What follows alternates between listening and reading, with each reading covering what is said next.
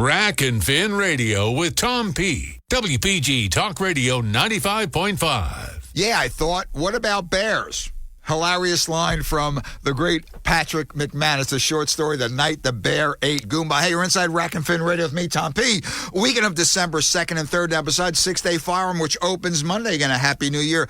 The 6-Day Segment B Black Bear season opens up in New Jersey. The kill in Segment A was 331. Looking to hopefully make that and surpass that this coming week. If the percentages isn't met, there's going to be the extension the following week. Joining us in our next segment to talk about Jersey Bruins, Dave Golden, DEP's Assistant Commissioner, Fish and Wildlife. Also, we have Tom Foti coming in, weighing in on the Striper meeting, which is going to be this coming Tuesday, December 5th, 6 to 8 at the Stafford Municipal Building in Manahawk. And so grab that cup, grab that Red Bull. Be right back. Rack and Fin Radio, really jammed show. Be right back. WPG Talk Radio 95.5. Rack and Fin Radio with Tom P. WPG Talk Radio 95.5. Yeah, we're back inside Rack and Fin Radio with me, Tom P. Weekend of December 2nd and 3rd. Now, again, in the parallel universe of Rack and Fin Radio, when the season opens in cause for a New Year's celebration. And yes, on Monday through next Saturday, Buck Week. Probably the most popular, all the bow hunters, whatever, we all do that, a lot of bow hunters, but probably ingrained in Jersey in the history of deer hunting, deer wildlife management, the just burgeoning deer population over the decades and the great deer hunting that we have. It is the most popular. Those are the Shotgun Week, Buck Week. Also, it is Segment B of the Black Bear season. Yes, it was reinstated. And I'll tell you, during the opening Segment A was archery first few days, and then I had the muzzleloader in there. 331 Bruins were taken. Now you have 5 zones spread out over, it looks like, 8 counties. Now, this is strictly muzzleloader and shotgun, and we are looking at some big Bruins up there. I've been casing some areas out through Sussex and Warren County, Morris. Again, very fortunate to be able to do some traveling and look. And there are these Bruins. I used to live in Maine, people. These Bruins rival Maine Bears, and they rival the Coastal Carolina Black Bears. Tom P. No, I've seen Bears 500-600. I think in fact, I think Jersey holds the world record when it comes to archery for black bears. Anyway, people, you're tuned in 5 to 6 a.m. on Talk Radio WPG 95.5 FM. By the way, South Jersey's #1 rated talk show station, and WPG 1450 AM. We're streaming live on that slot, WPG1450.com. And from 7 to 8 a.m., you're locked into 50,000 mega far-reaching watts of the Rack and Fin radio message on 97.3 ESPN FM. Streaming live, 97.3 ESPN.com. Download the WPG Talk Radio app to get to the Rack and Fin radio podcast, usually embedded below my blog there on 97.3 FM also. And it's on Spotify and Applefy, and like I said, Signify. I don't know all these files, but the word is out there. Joining us on a lot right now. We're going to talk black bears for this segment.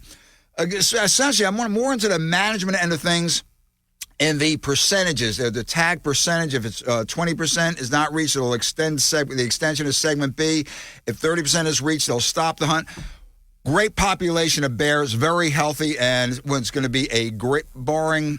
I tell you, this super cold weather, you wonder, are they going to go to den early? I don't know, but we've hunted in colder and seen plenty of bears. Anyway, joining us on the line is Dave Golden, Assistant Commissioner, New Jersey DEP's Fish and Wildlife. Very, very great guest on Rack and Fin Radio when we can get him. Dave Golden, how are you, man? I'm great, Tom P. How are you? Lock, cocked, and ready to rock. It is Bruin time, man. I know, Buck Week, everything here. We're going to be doing a couple of drives with some clubs. Thank you very much. The invites on that, people. But, Dave, it's bear season, and the first segment, successful. 331 Bruins taken. Now, listeners, there's more parameters to work within. Go to Fish and Wildlife Digest on there.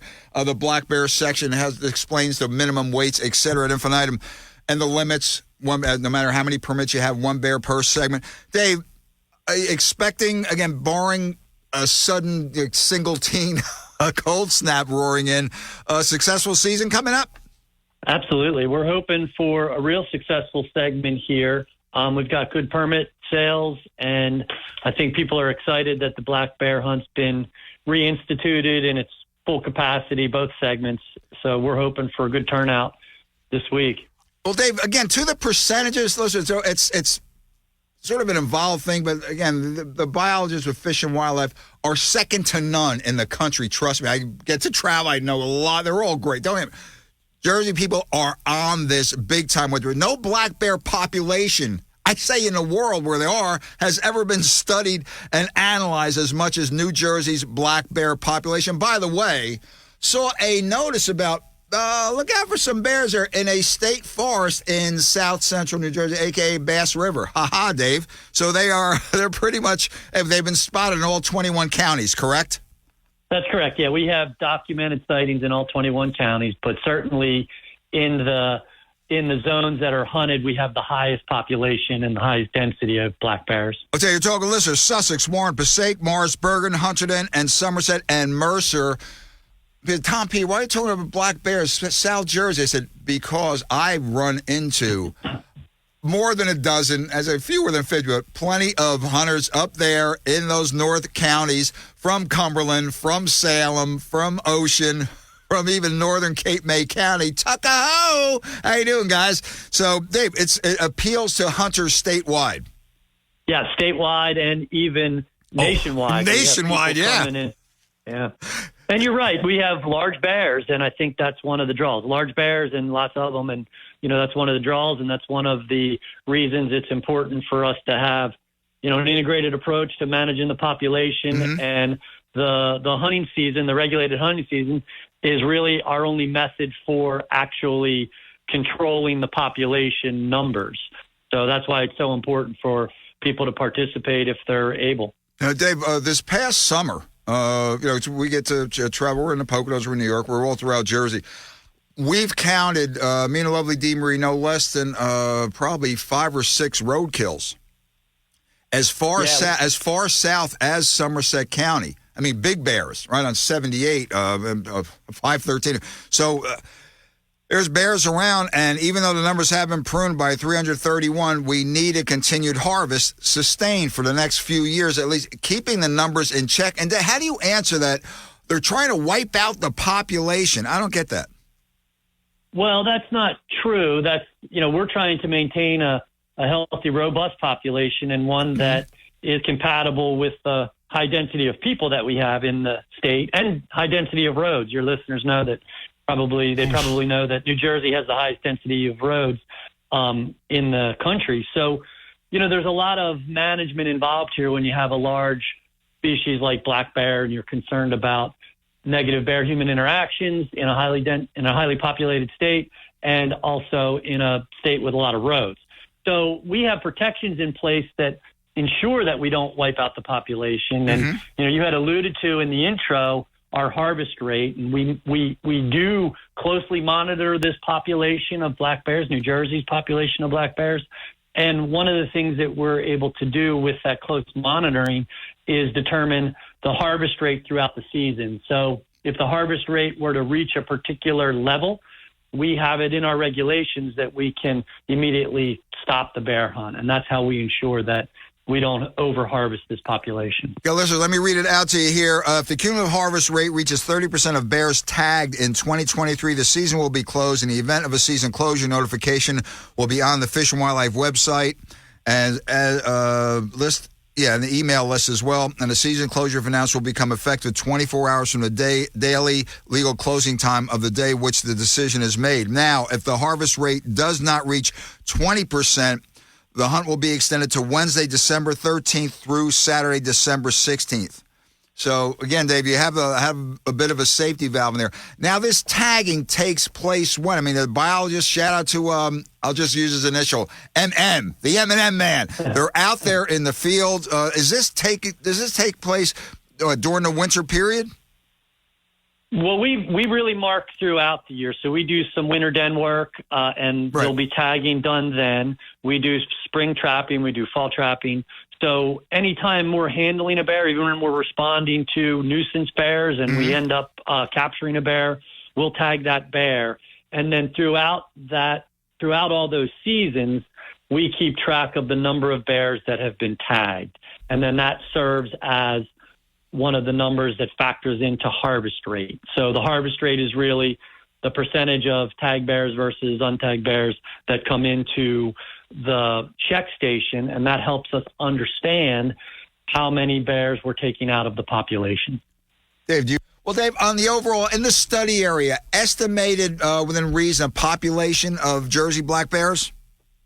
Yeah, well, our estimate last year, we weren't able to calculate an estimate because we didn't have a full season of a hunt. Mm-hmm. This year, we're still in the middle of the hunt, so we don't have a new estimate for this year. But when the last time we had a full hunt, we calculated it. The estimation was around 3,200 bears in the study area.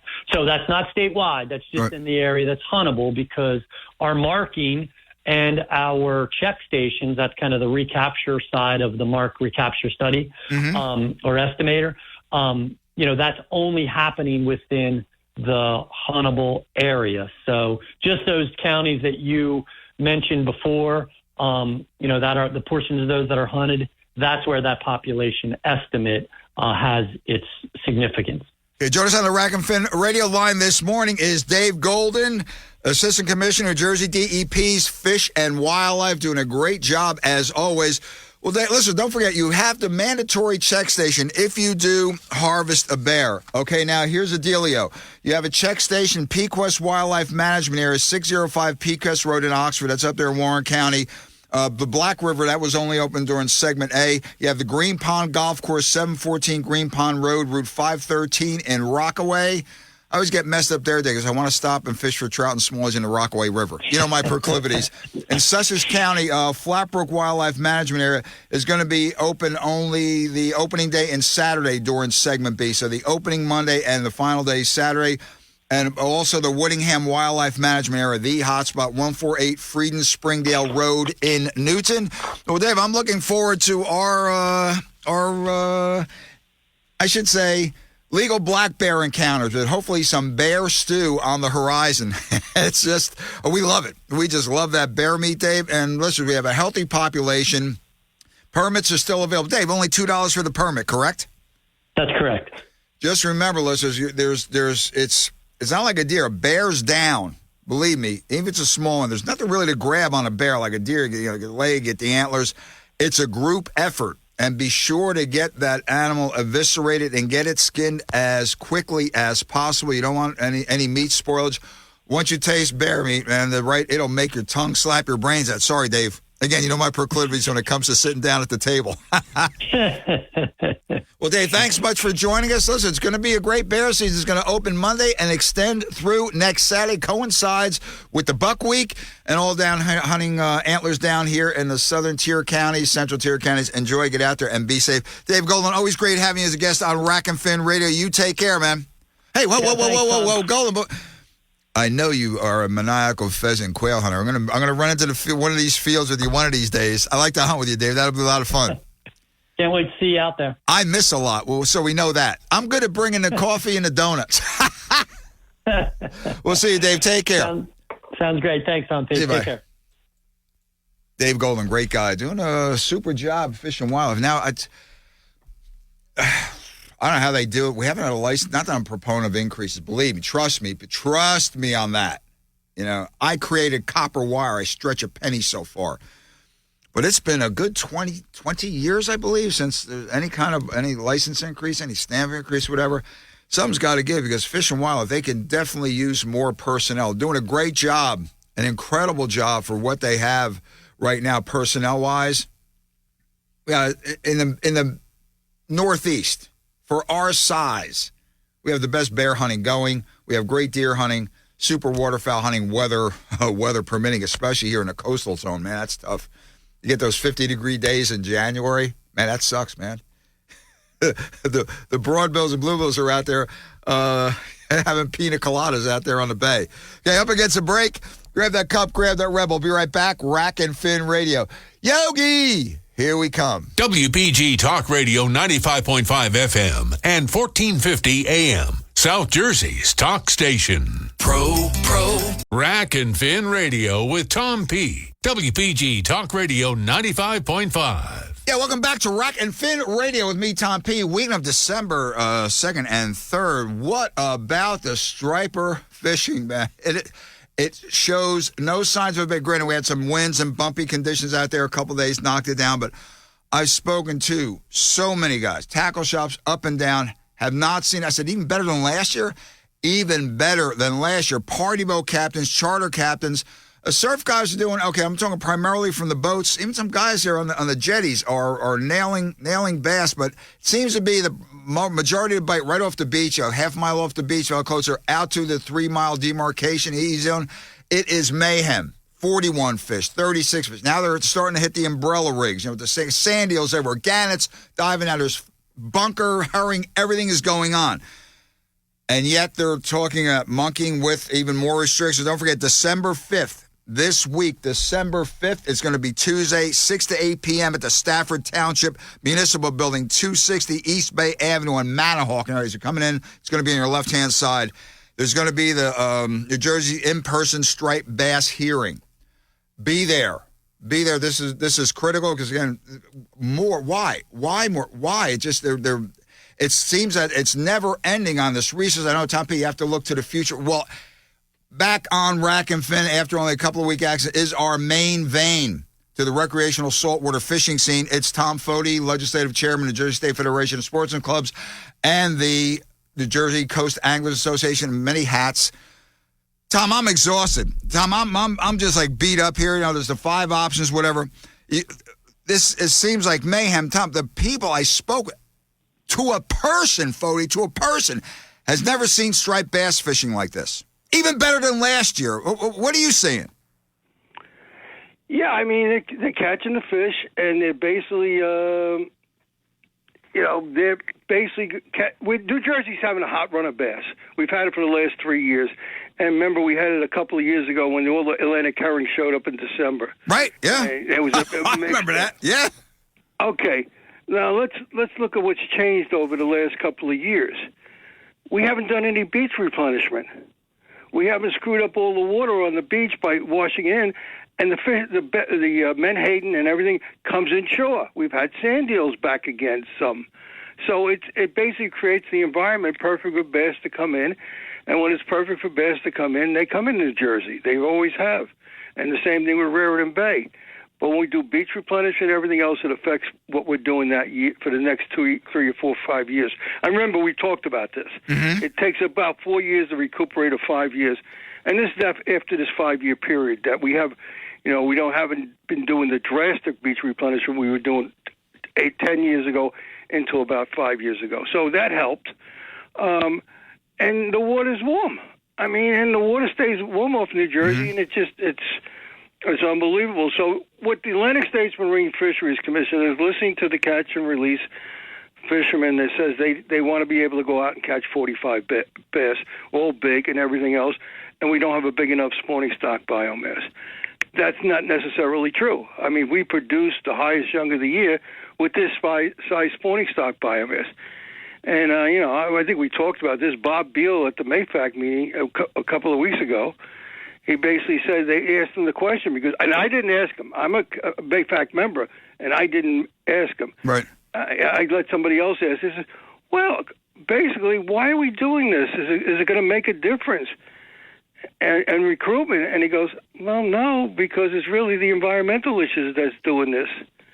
I mean, and that's the bottom line here. We're causing pain. And we're going to see the same thing in 2 weeks. We'll talk about it next week on summer flounder, Black Sea. Yeah, vital, Tom. Lock him. Hold on. Lock Tom Foti in. Got it. That's Tom. That's the lifeline. The lifeblood, rather. Tackle shops, fluke, sea bass, striper, scub. Go. I'm sorry. Yeah, I mean, so Jersey Coast had a meeting Tuesday night, and they voted on the proposals, and they prefer option B1 on 3.1.2. They voted to support 3.1.3, and that's the preferred option. We want to keep the for higher boats and the recreational sector all the same size limit for everybody. Right. And the recreational filleting, that's what we have in New Jersey, so we support it. We've always had that option on filleting fish, and the commercial reduction quota reduction, we support that too. They got to suffer the same if we're going to suffer for needlessly, but they have to suffer needlessly too. And and they basically voted the way I wanted them to vote, is not give the Atlantic States Marine Fisheries Commission the knee-jerk reaction, which they can act immediately without going to public hearings and do an addendum or an amendment. They have to do an addendum or amendment. Mm-hmm. Sometimes we get bad information and a knee-jerk reaction from the sky is falling people tells them, you got to shut the fishery down now, and all of a sudden they're doing that because we had a good catch last year, and we had a bad catch. We didn't see any fish next year, so they must be in trouble. We can't win. I mean, it totally upsets me that and so my statement next week will talk about the facts. So what are we doing? These regulations have not improved recruitment. Same way they haven't done it in the summer flounder, they haven't recruited. And the stock assessment says we don't need to do this to basically get a good recruitment. It's the size of the stock is fine. It's other conditions, and we don't basically do that. And Tom, what they're talking about, what I'm hearing, whispers here now about the possible reductions for recreational fluke next year. Oh man, yeah, 20%. That's just like it hit me right in the heart. Okay, listen, don't forget this Tuesday, December 5th, 6 to 8 p.m. the Atlantic Striped Bass Board Draft Addendum public hearing. Okay, it's going to be at the Stafford Township Municipal Building, 260 East Bay Avenue in Manahawkin. Tom, I'm sure it's going to be packed. I hope, though, sometimes you think critical issues like that, you go to these meetings and there's 10, 12 people there. Other times the room, you can't even move. You can't get a seat, standing room only. So I'm just worried about the apathy, Tom. Some guys I'm speaking with, some gals too, saying, what, I'm just going to try something else. One guy even stopped fishing. I don't want to mention the species. Too many GD regulation, giving up doing something else. And I'm wondering if you're seeing that at all. Yeah, I mean, the party boats and charter boats are all suffering. My angler friends don't go. You spend a lot of money just to go fishing, and you basically, waive some of it. Some people waive about their catching fish to take home to feed their families. And when they can't do that, or they get upset to the fact that they got to keep catching and releasing, catching and releasing, they know they're causing harm to the stock, and they never get a fish take to home there. They said, I'm not into this to catch and release fish and kill them. I mean, so there's all kinds of factors going on here that we basically, have not basically paid any attention to. And the commission, they haven't done an economic study. They have no idea what this economic impact of these regulations has been for the last 4 years, how much it hurts the fishing industry. And they're supposed to do that. The Mid-Atlantic Council is supposed to do it. We've been asking for the economic study for 30 years. They says, well, we don't have the information, so we can't do the study. Well, they don't seem to have the right information about how many people are fishing either. Mm-hmm. I mean, they just question themselves on the data from last year, and yet they're using that to basically give us a reduction in the fisheries. I mean, it just... As somebody said to me the other night at Jersey Coast, he says, they've been lying to us for 35 years. They keep telling us, if we cut back now, we'll see the benefits. And that happened in the 80s because that's what we got sold. Because basically the stocks were in trouble.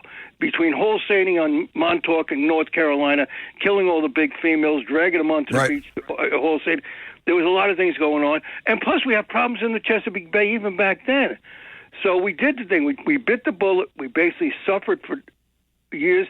Now, remember, New Jersey raised the size limit starting at 18 inches all the way up to 36 inches. We raised it 2 inches every year to protect the year class we wanted to protect until 95% of the females spawned. And it worked. Yep. Okay, Tom. Well, Tommy, listen, we have to close out this segment in a few minutes, but just then we're going to have Tom Foti on next week. We're going to be talking sea bass, porgy, scup, a.k.a. I'll call them porgies, and summer flounder. But, Tom, the future, striped bass, I mean, not the Chicken Little thing here and there, but all the decades, Foti, decades that you put into this, most important thing, making striped bass a game fish. Where do you see the future of stripers here in Jersey? Say, what's the thing, the bellwether, the next 5 years? What do you think? Unless we change what we do, I don't see anything positive in the next 5 years. We're fighting a battle against warmer waters, pollution in Chesapeake Bay. Now, even though we strictly focus on Chesapeake Bay, so we don't take into consideration how much the Delaware Bay is now contributing, the Delaware stocks or the Hudson River stocks are basically contributing to the coastal migratory stocks. We have 40%. We also need to cut back Maryland for basically taking the whole 25% of their quota on the coastal migratory stocks. They're not getting 25. They're not contributing that much anymore, not compared to what they used to do, and that should be reduced because the stocks they're not spending that much time in Chesapeake Bay. That's 25% of the ocean fish we gave to Chesapeake Bay because the fish spent some time in there spawning. Well, they don't stay in there because the water's too hot and there's nothing to feed them on, so they get out of there as soon as they can. They maybe spawn and go. So we should look at these producing areas. We need to establish Hudson River, and we need to look at new producing areas if they're actually contributing to the overall stocks. I mean, we need to change the way we basically manage this striped bass, summer flounder, and the whole species because is not working. It's not working. When has we increased a quota on any of these species? Have we gone back to the 14 inches on summer flounder? Have we gone back now to the 28 inches on striped bass? Do I see us going back to any of those things? I don't see it coming. Not the way we've been managing and not the way the fish are basically behaving. And some of it's out of our control. Right, you and I get that. as anglers, we can't control the pollution that's going on. We can't control, as you know, the chemicals that are forcing the fish to have sex problems.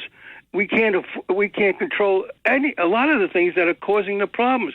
So the only thing that happens is we basically kill the recreational and the commercial fishermen for things they don't cause.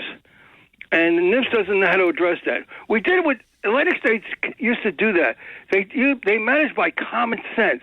And common sense has went out the window. We're basically so big with computers and modeling and the people that used to be directors of marine fisheries, for the most part, were the guys that basically went on the commercial boats out there, went on the recreational boats, did all the research, the hands-on research. Now who are directors are people that came up through the modeling because everything's computers, everything is computers. They don't get out. They don't use common sense. Right. They says, well, this is what the program says. And, I took computer programming back in the 70s, and they were smart enough to know that. Data, garbage in produces garbage out. I mean, we're there. We know that MRFs is garbage. Yep. It has been garbage because we don't spend the money necessary to do that. We need to get our congressional, federal legislators to start behaving in a right way. There's two things they can do. They can fund all the research that necessary. Look what they did in the Gulf. When they funded the research in the Gulf, they found out red snapper was all over the place. Yeah, and this underestimated stocks. I remember talking to guys down in Alabama and Texas. What do you mean there's no red snapper? And because NIFS is so locked into what they do, they're now challenging all those numbers they got from all the science and Gulf. They're saying, well, they're not really there. Maybe they're not important. And this and that. They've done this for 40 years. Tom, I've been doing this a long time. I got involved with striped bass in the 70s. When I lived in New York, actually, for Save Our Stripers, when we were trying to make it a game fish in New York, which I worked a lot of hours and a lot of days, even when I moved to New Jersey to try to get it done in New York also. But it's over 45, 50 years doing this, and, we're in worse shape now. And also what they succeeded in doing is dividing the community, the recreational community. The catch and release guys, divide and the conquer, guys that took fish, and that's what they're trying to do with the party boats. Well, Tommy, listen. We're up against the break. Hold those thoughts for next week. Fody will be a guest next week. We'll continue this. Listen, don't forget, this Tuesday, December 5th, 6 to 8 p.m., Atlantic Striped Bass Board Draft Addendum 2. It's a public hearing at the Stafford Township Municipal Building, 260 East Bay Avenue in Manahawkin. We'll see you there. We will see you there. Tom, you're going to get a chance to be there? Yeah, I'm going to be there, and also go to the Jersey Coast webpage. My report's on there. All the options done by Jersey Coast are on there. So basically, you have a lot of information. Look at the last 2 months of the Jersey Coast newspaper. Okay. You go there. Fair enough. As you know, Tom, I wrote a lot of stuff about striped bass in the last couple of months in the newsletter. Okay, so thanks again for the hard work you do. Hey, well, listen, I appreciate it. Fody, don't be deer hunting next week. Don't forget. You're going to be on record. Don't forget. Okay. Talk to you later, man. Thursday, let me know Thursday or Friday so I get the day straight. I do. Bye. See you later, man. I go to bye. Oh, way long on that segment, too. Be right back. Rack and Fin Radio. Don't forget, this Tuesday, December 5th, 6 to 8 p.m., Stafford Township Municipal Building. You care about stripers, be there. We want to see your Christmas lights. WPG Talk Radio 95.5 and Atlantic City Electric bring you Light Up South Jersey. You can win $500 thanks to your wonderful South Jersey light display. So take some pictures of your lights and send them to us on the WPG Talk Radio app. Light Up South Jersey is brought to you by Atlantic City Electric. Proud to partner with local nonprofits creating a stronger, more connected community. It's another way they're delivering more than energy. Learn more at AtlanticCityElectric.com/power of community. Fox News, I'm Chris DeMeo. Tributes pouring in for former Supreme Court Justice Sandra Day O'Connor, who died Friday at the age of 93. Democratic Congressman Greg Stanton calling her Arizona's greatest stateswoman. Justice O'Connor spent her life breaking down barriers in pursuit of a more just society. She blazed every trail she set foot on. O'Connor suffered for years with dementia. George Santos is sent packing from Congress. Only the 6th House member expelled and the first Republican ever booted. Santos said he'd go in peace and leave, quote, graciously. But the exit was pure pandemonium. That's Fox's Chad Pergram. A judge lets the election interference case against former President Trump move forward, rejecting claims of presidential immunity. America's listening to Fox News. Your WPG Atlantic City Electric AccuWeather forecast for South Jersey today. We'll have some fog to start. Otherwise, it's cloudy and mild with a high 64. Periods of rain tonight. We're going down to 49. Occasional rain and drizzle tomorrow, the high 59. We'll see some sunshine on Monday with clouds mixing in. Monday's high 54. Plan with confidence. Visit AccuWeather.com. I'm AccuWeather's Rose Tamburino on WPG Talk Radio 95.5. Rack and Fin Radio with Tom P. WPG Talk Radio 95.5. So here we go. It is the Christmas month. 'Tis the season, man. Now we have the deer and bear season over here. Assistant Commissioner Golden was on earlier in the show talking about the bears. Let's talk about the deer stuff. That is going to be happening Buck Week. A lot of, oh man, these deer, the deer meetings they had. It's the forums rather. Pretty contentious at points. We'll get into that a little later on into the new year. But everyone be out there and be safe. Enjoy the season. And it's just tradition, especially as I move down to South Jersey. It's still in the fabric down here big time. North Jersey, still, yeah, but down here, the clubs, the drives, it's a whole different culture. It's pretty enjoyable, pretty interesting, to say the least. But again, 'tis the season, Christmas time. Hey, there was a toy drive going on. I just noticed I'm in a couple of tackle shops. Again, I get to travel the state, a couple of tackle shops in other areas. I'm seeing the toy bins, and I'm seeing the sign, New Jersey State Conservation Police, and some of the bins had the Marines on. I guess it's a co-op deal here. Everyone's working together on that. How cool is this? A toy drive put on by the COs, up and down the state, across the state in the field, as a conservation, or COs, game wardens in old time parlance.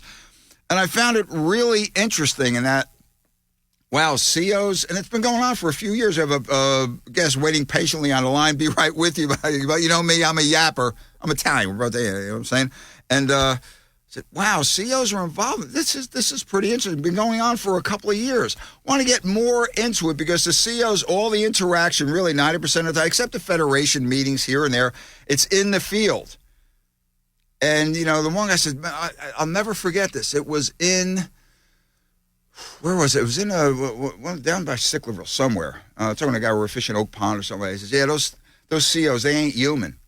They got no heart. They're just like machines." I said, "Well, I know some COs over the many years, and I found it to be some pretty interesting and cool people." We have one on the line right now. Met him.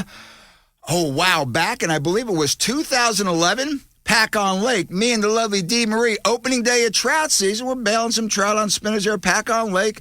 Here, hi, how's it going? Turn around, big young strapping guy right there. I said, hey, mind if I see your license? I said, hell no, man. Are you new on the scene? And met him. He is now Lieutenant Andrew Riviello. He is out of the Central District. He is involved in this Toys for Tots drive by the New Jersey State Conservation Police. Really interesting fellow, and it's just a great give back community effort by the COs. Lieutenant Riviello, sorry I get very verbose, but you've known me like that over the years. How you doing, Andrew?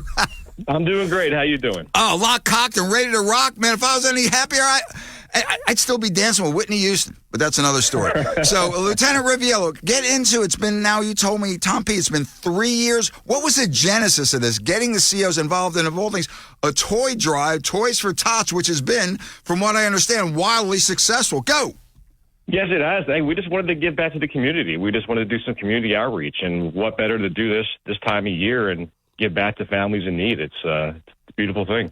I know, but this time of year, Lieutenant Riviello, you have the deer season coming on, permit boat, everything is happening November and December. Oh, yeah. It's a crazy time, but you're making time to do this. How do you get involved? How do people get involved? Is there a list where there are bins to drop off? A list is unwrapped toys. There must be unwrapped toys. How do people find out more about this? All right, so right now, we only have one spot to drop off, and we're working on expanding that next year. But right now, it's going to be at, everyone knows the Acid Pink, which is Upper Freehold. Right. It's our wildlife management area. We have our Central Region office located right in the middle of that. Right there, we have some toy boxes ready to drop off anytime, Monday through Friday, 8:30 to 4. And also, if you're looking to do a cash donation, we just ask that you make a check payable to the Marine Toys for Tots Foundation. Hold on. Whoa, we're Toys for Tots Foundation. Good dealio. Here's the thing, man. I get into Walmart, for example, or wherever, and I get into the toy department. I'm lost, man. I'm just playing with everything in the aisle. I'm like that movie, the Tom Hanks movie. Right. So, Foundation. Andrew, here's the thing. I saw a bin at Creekside Outfitters. I ran into a gentleman, Scott McGaze, with the New Jersey Outdoor Alliance. He is involved with dropping off some of the bins. So, listeners, there are other bins around besides at the Central Region office, and I guess he picks them up and drops the stuff there? Yes. Some other people have been doing that for us, but it's the ones that we're in charge of at our office. But yes, but they dropped off a huge donation. They filled up a lot of boxes for us. It was great. Okay, joining us on the line is Lieutenant Andrew Riviello, Central District. Topic is New Jersey State Conservation Police, the Toys for Tots drive that's going on. Andrew, how long can people donate? The last day is going to be the Friday of Buck Week, so it's going to be December 8th at our office. Yeah, Lieutenant, that's cutting it kind of close, isn't it? Oh, hey. Yes, it is. Yes. But now listen, if knowing McGahee like I do, the guy's he's an automaton. I mean, he doesn't stop. Will you be accepting gifts after that? Say he comes up with a couple of big bags or bins. What's the dealio? We've worked that out in the past, so I just ask that you try to contact our office or just reach, get ahead. Give us a heads up that they're coming, but we'll make it work.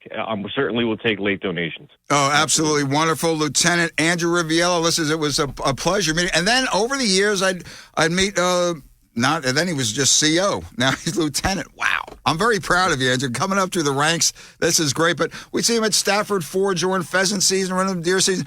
And it's really interesting. For lack of a better term, there was never a dull moment, especially in the Central and Southern Region office, correct? Absolutely, no doubt at all. Okay, Andrew, if people want to get more involved with the short time listeners, you have about a week going on. How do they get involved? Where do they call? What's the deal? You can call our Central Region office. You can call our law enforcement number if you want more information. The number is 609-259-2120. Excellent. Now, off topic here, Lieutenant Riviello, I hope everything's okay with the process. Did you get out turkey hunting last year? I've got 2 little kids at home. I used to turkey hunt all the time. Those days are now on pause, but I plan to get back out there in the future. Well, congratulations. I like the way you put it, Lieutenant, on pause. You're the man, you're the one, you're the guy. Again, great job. Be safe out there in the field. Listeners, the New Jersey State Conservation Police Toys for Tots fund drive. You can also make out a check. If you want to donate unwrapped toys, you can bring them to the Central Region office here at Acid Pink. That's off the Imlaystown Road exit, I believe. Or you can go try Creekside Outfitters, put a call into New Jersey Outdoor Alliance. One of the guys, Scott McGahee, shout out again to Big Scotty. He's out there. There's bins in several places. Be a part of it. There's a lot of people, a lot less fortunate than all of us. So, reach deep. Got to do it. Lieutenant, hope to see you in the field on the good side one of these days. Yeah. Thanks for having me. I appreciate it. Take care, brother. Yep. Take care. I'll never forget. What a great guy. We sat and talked for about 5-6 minutes, and he says, pardon me, I'm going back to catch some more trout. And I just, again, because I used to work with Fish and Wildlife way back when, knew, again, some of the young COs coming up. By then, I was out in my late 40s, so it was great to see, and there's a great crop out there. Just, again, a toy, something different. Besides the hunting of it, something different. A toy drive. New Jersey State Conservation Police, Toys for Tots Fun Drive. Yeah, man, being involved in a Toys for Tots drive while you have Buckwheat and further north Bear. I tell you, the CEOs, they are omnipresent. It's, I don't know, maybe it's, I don't know, it's clairvoyance or what, but yeah, CEOs, listen, they're not our adversaries. We're paying them to protect the fish and wildlife. Okay, so just do it. But again, try to get involved with that toy drive. Yeah, I make fun. I go to the war. I get in the toy aisle. I said, man, I remember G.I. Joe, but what the heck are these things? So, but you can make a cash donation as well. Again, the New Jersey State Conservation Police, Toys for Tots drive. He said it's going to December 8th, but they will make arrangements. Call the Central Region office there, and they'll if you have a late donation, I'm sure they'll help you to take care of it. Again, there are a lot of people out there less fortunate than what's the term? There, but for the grace of God, go we. You know, that's what I'm saying. So give a little. I know I don't have the time to shop and all that stuff. So a check is going to be out in the mail. Speaking of Buck Week, it's with bow season, very successful. They had some good hunting going on, some really, really thick cover. Reading more and more about it. I had a guest on a couple of years ago when it started, the blood trackers. They call it the blood trackers, United Blood Trackers, whatever. But you get deer, man, you get hardly any blood at all, or hardly not, sometimes none. You get a clear, and you're getting these deer back in these thick swamps and stuff, thick woods, just god-awful cover. Here is a great aid in possibly recovering, great chance of recovering that whitetail. Hate to lose a deer. I think I've lost one deer, maybe two, and it's an absolutely horrible feeling. But it's more than that. It's being a part. You don't want to waste the resource. And you can tell people a shotgun, muzzleloader, a slug, man, they'll go down. Not all the time. Let me relate something. A few years ago, hunting out DMZ 46. I'll just do it that. DMZ 46. Had the permit, doe comes in, wham.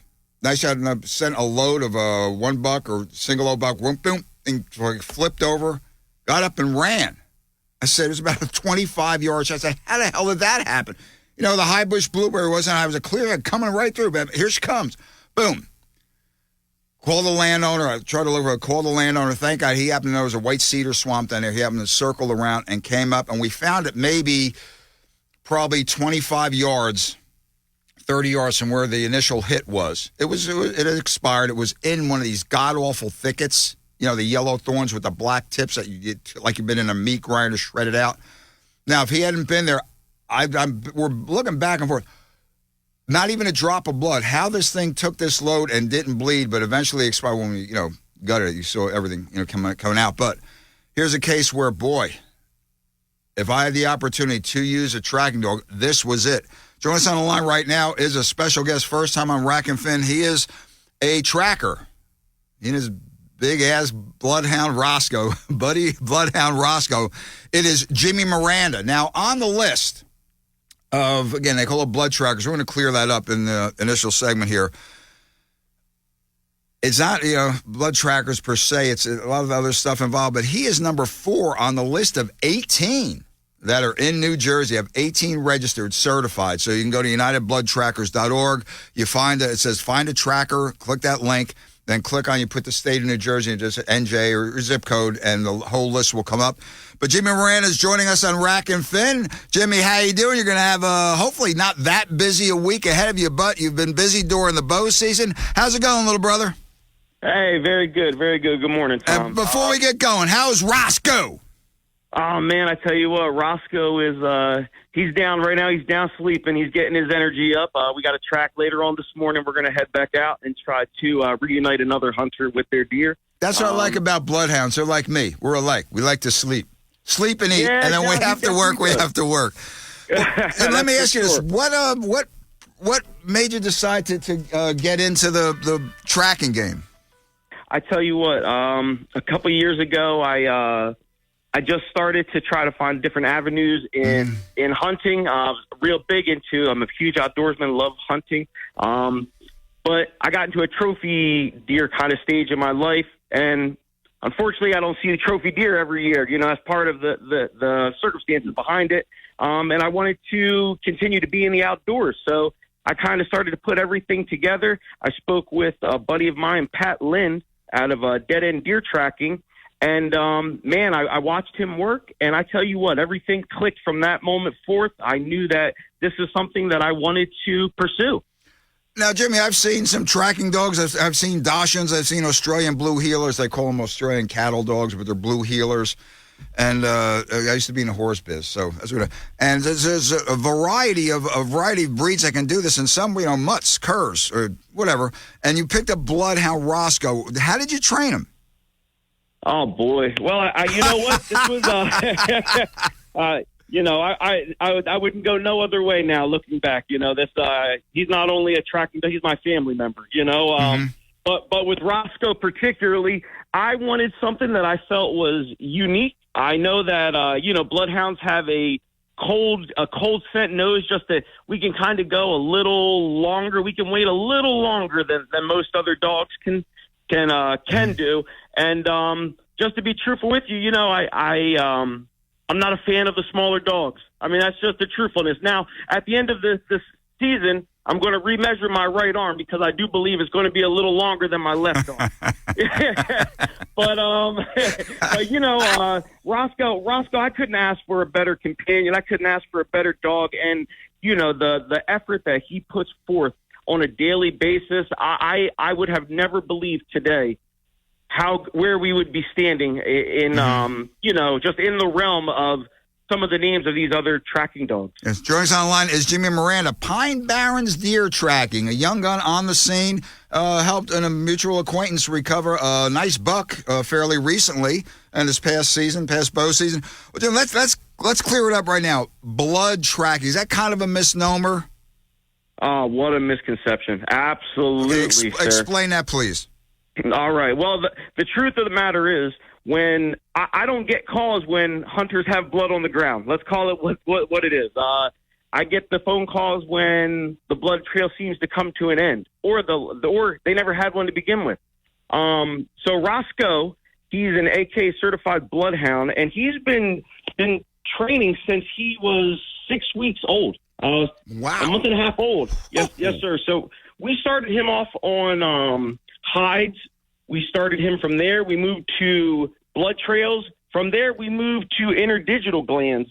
That's in between the hoofs on the hoof of the deer. And what that does, there's a gland that secretes a particular scent when that deer is wounded. And when it's fatally wounded, a lot of people don't know that gland does not stop leaking. And that's how we're able to differentiate which particular deer was shot at that current time. You could have 5, 6, 10 deer, and it won't matter. Once we lock onto that, we're in business, gentlemen, ladies and gentlemen. That is interesting as all get out. Because you always see blood. With the times again, like the dog shot, there was no blood. Now, Jim, let me ask you this. I know we didn't discuss this off the air the other night when I called you to invite you on, but the keyboard. I just can't. This Facebook, all this. These keyboard warriors, and I read it on occasion when, oh man, learn to track a deer, be a real hunter. You need to depend on a dog. You ain't a woodsman. You ain't this. You ain't that. Blah, blah. North, Central, or South. You read them all over the place. How do you answer that? I mean, to me, the thing is not to lose that animal. You could have a fatal hit, but not to lose that animal. And sometimes, like I said, there's just no blood to follow, or very little, or something. How do you answer that when the people, these ignoramuses, just come up and, you ain't a real hunter if you need to use a dog?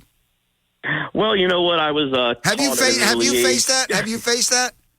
Or heard that? I have a couple of times, and I've heard it, and I've seen the other side of these comments quite a few times. I was taught at a young age. Everybody has an opinion. Listen, everybody can say what they want, and it is what it is. As an outdoorsman, though, I'd like to think that number one, we as hunters, we stick together. So I'm going to give you everything that I can to look for this animal. But I also want to be realistic with a lot of people. They better shot placement, better this, better.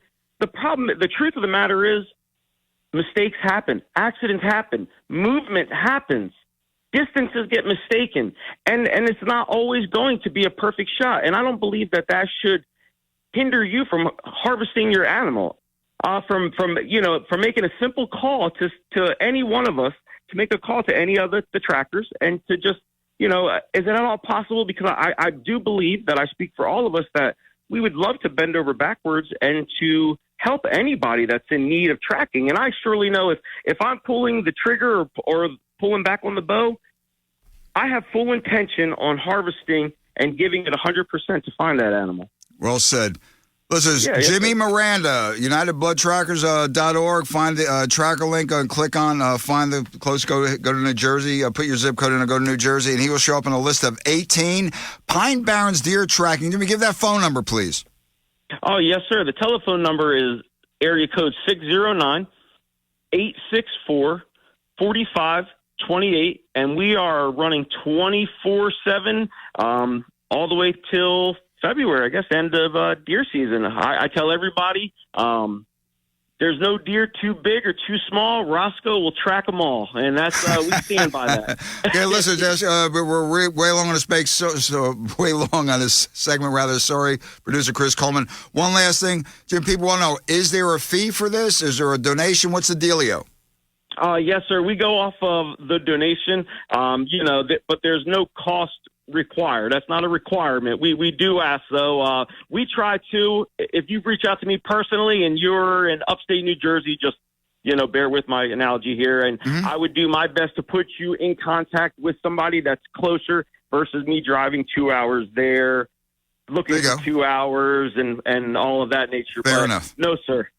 Okay, listen, one more time. Pine Barrens Deer Tracking and Recovery, 609-864-4528. Jimmy, have a good season, man. We'll see you pretty soon in the woods one of these days. Hey, absolutely, Tom, and it was a pleasure talking with you this morning. Take care, brother.